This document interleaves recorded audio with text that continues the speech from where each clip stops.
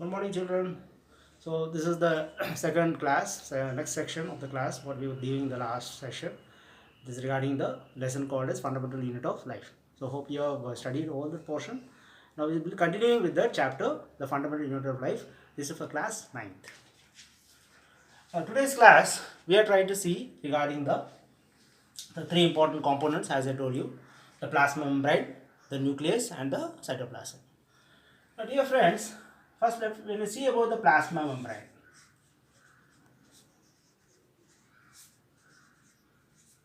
Plasma membrane. As I told you that this is the outermost layer. This is the outermost layer of the animal cell, and it is also the layer which is found in the plant cell also.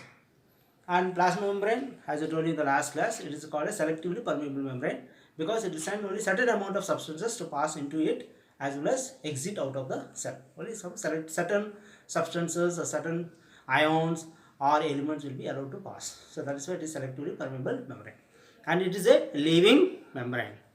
Now regarding this plasma membrane, there are certain things which we have to discuss now. Suppose you take a cell. Let us take a cell. I am taking a cell. I have taken a cell. A nucleus is there. Okay, a nucleus is there. Now this cell I am taking here. Now I am placing this cell in here. Okay, you are taking a cell and it has been placed into some solutions. Okay, the first solution, it is a concentrated solution. Concentrated solution means we have taken a container. Okay, we have taken a container in which the solution which I have placed is highly concentrated. That is, suppose I have taken 5 grams of NaCl, that is sodium chloride. Suppose I have taken 5 grams of NaCl and I have placed this cell inside this. So let us take this as case A. This is A. Then we are also placing another cell in another medium which is called only water. This has only water. I am placing it in another medium which has only water. So I placed another one container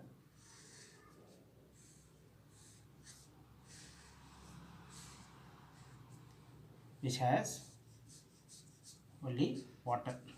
Okay, then this is, let us consider this as B.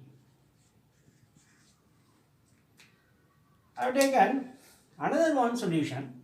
I have taken another solution which is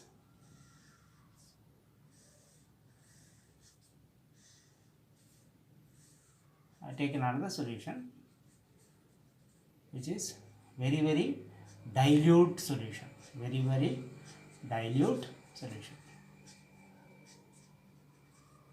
Very dilute solution. I have taken that. So let us consider this as C. And this is the third one. So I have taken 3 types of solutions here. My dear, are you listening here? So this is experiment dealing with what is the function of the plasma membrane. So one solution is highly concentrated, then another solution just has water, just you added water, and the third one is having very dilute solutions. So when you are treating this cell in each of these things, what will happen in each of these solutions, we can say. So first let us see for this what will happen. The cell is there. They will try to lose water. The water will go out of the cell to the external medium. Okay, so when you are placing the cell in a concentrated solution, the water will move from the cell towards the outer medium, towards the surrounding medium. This is called a process called as exosmosis. Okay, this is called exoosmosis. So this type of solution, it is called as hypertonic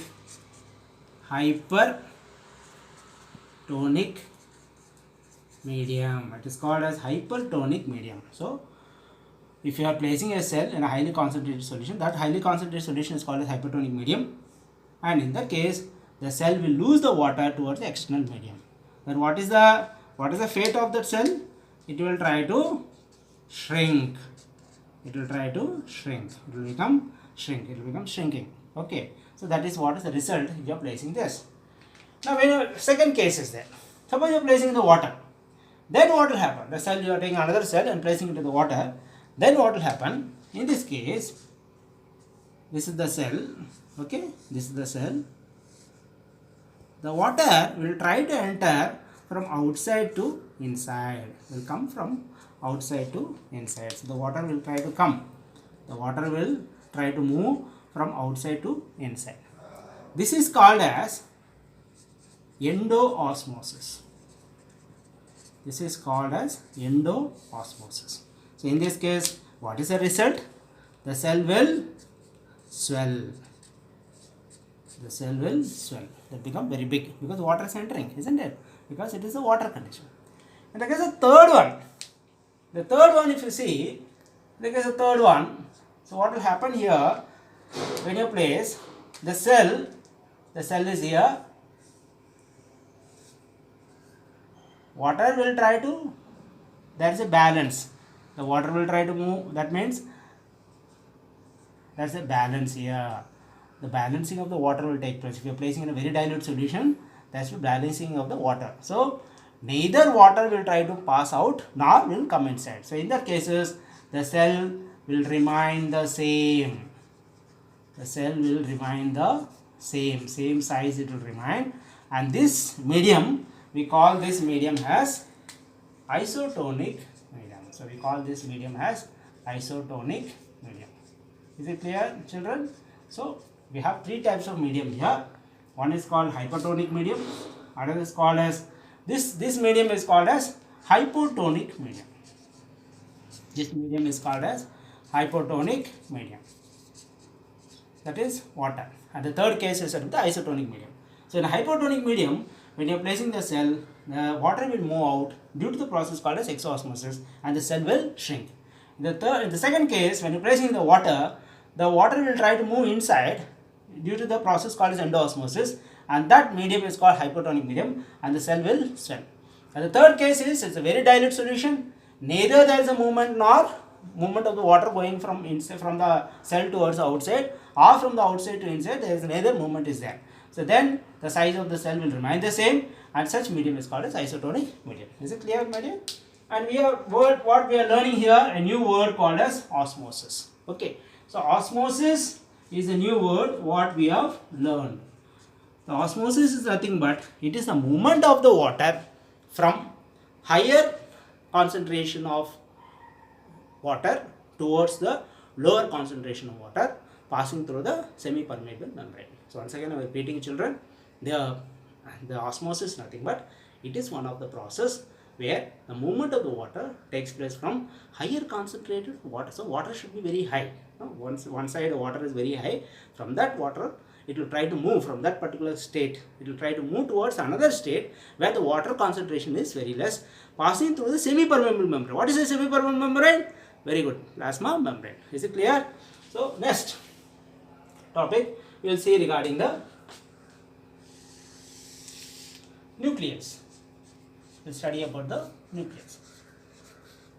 Nucleus, friends, as I told you that it is called as a very important cell organelle present inside the cell, which controls the whole activities of the cell. Okay, it controls the whole activities of the cell. That is said to be the nucleus. Now what is the nucleus is having? The nucleus is having, this is the body, and nucleus, if you see, they are present like this. Okay, they are present like this, and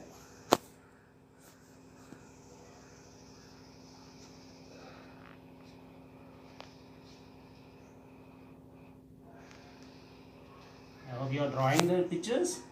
It's a double membrane structure. You can see that how is the nucleus is present.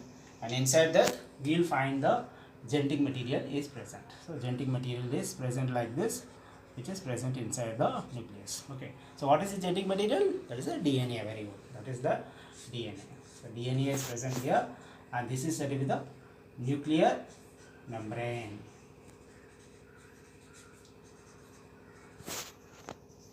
This is the nuclear membrane. Now, based on the presence of the nuclear membrane, whether, so the organisms, if you say, there are two types of organisms, we classify that based on the presence or absence of the nuclear membrane. There are some organisms where nuclear membrane is absent. Such organisms we call it as prokaryotes. So prokaryotes means, see the word pro means primitive. Carry on means nucleus. So it is having, like this you can coin down, right? It is nothing but pro means it is a primitive. It has a primitive nucleus. And carry on means it is the nucleus. Okay, it is having a primitive nucleus. That means where nuclear membrane is not present. Such example is said to be your bacteria. You can take the example of a bacteria, all blue-green algae.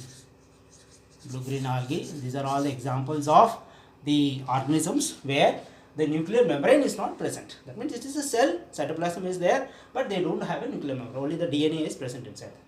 And we have all the other organisms which is where the nuclear membrane is present, for example in our body. So in that cases, that organisms is called as eukaryotes. Eukaryotes. Here the word is eu. Eu means it is true. Karyote, again this is a nucleus, so true nucleus is present, right? So here this is the example of plants, animals. You can take these examples, fungi. These are all the examples of the eukaryotes organisms. Okay, so there are also some differentiation that we can do between the prokaryotes and eukaryotes, that you please note down. In the case of prokaryotes, apart from the nuclear membrane is not present, they also do not have well defined cell organelles. Cell organelles also not well defined. Okay, whereas in the eukaryotes, they have a nucleus is present, nuclear membrane is present, but they have well defined cell organelles. Is it clear, children? So this is based on the presence of nucleus. They are differentiating into prokaryotes and eukaryotes. Now they use the word called as cell organelles. Now we will see the cell organelles one by one. Right. That's one by one. Now inside the cell, now when I draw the cell here, suppose let us take as a cell.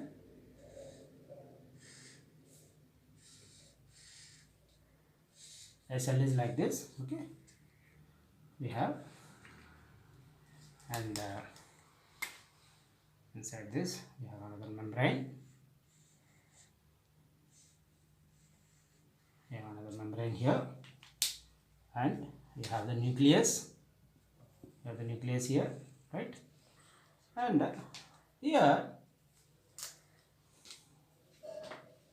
this is the case of a plant cell. Suppose that let me take an example of a plant cell.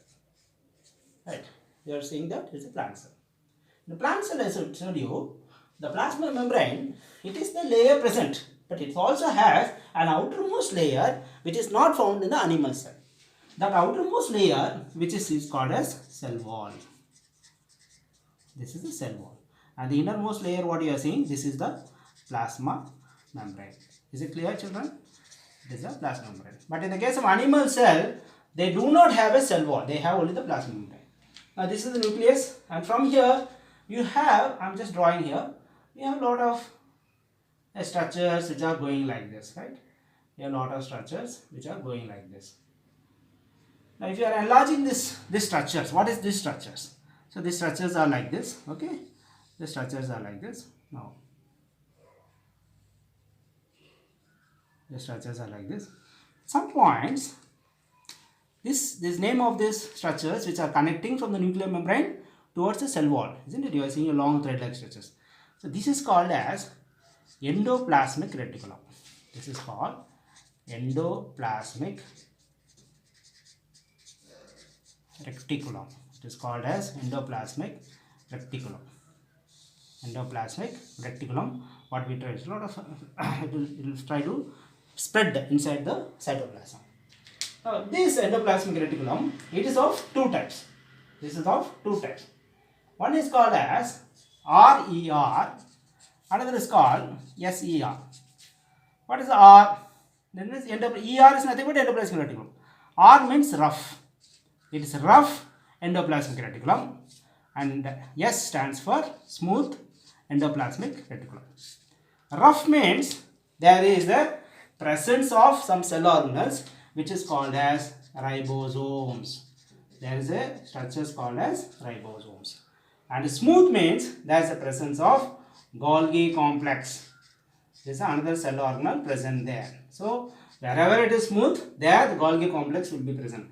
Golgi complex, you know that children, it will be appearing like this. Okay, this is how the Golgi complex will go like this.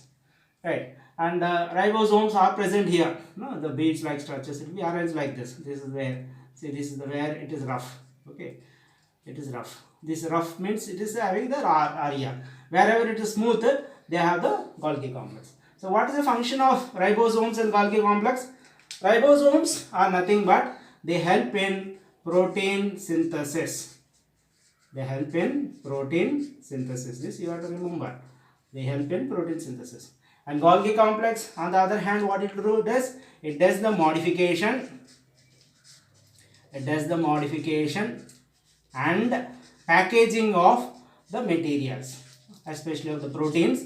What are the proteins have been prepared here? That will try to modify and packaging. This is the role of the Golgi complex it does.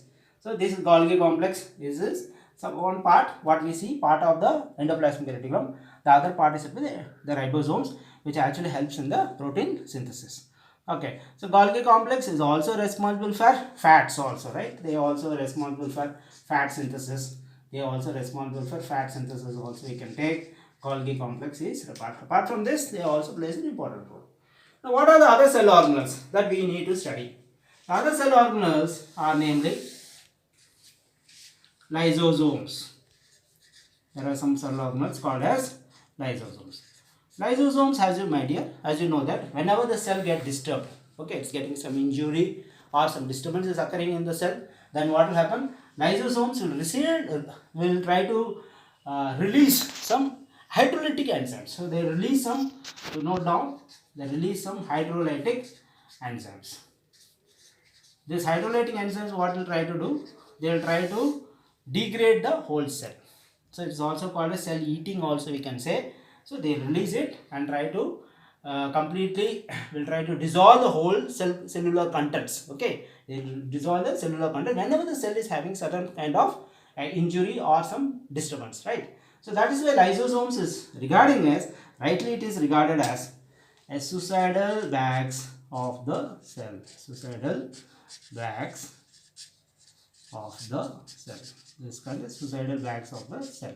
That's why it is rightly regarded as suicidal bags of the cell. They release some hydrolytic enzymes whenever the cell is having some disturbance. Okay, they dissolve the whole cellular contents. Next one is another cell organelle that's called as mitochondria. Mitochondria. So mitochondria is present inside the cell. That is called as powerhouse of the cell. It is regarded as powerhouse of the cell. Why it is called powerhouse of the cell? Because it produces and it gives energy. It produces the energy. Okay? Energy is produced in the form of called as ATP. So ATP is one of the molecule which is prepared by the mitochondria. Okay. So that energy what it releases, with the help of the energy, some of the cell functions will occur. That is the function of the mitochondria. That's why it is regarded as the powerhouse of the cell. Another cell organelle, my dear, it's called as chloroplast.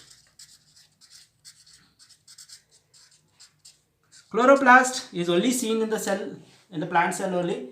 It's responsible for playing an important role in photosynthesis. It plays an important role in photosynthesis. So photosynthesis, it will try to play an important role. That is the function of the chloroplast, right? Apart from that, we also have some other components that is seen in the plant cell. They are called as leucoplast. We have some other components called as chromoplast also.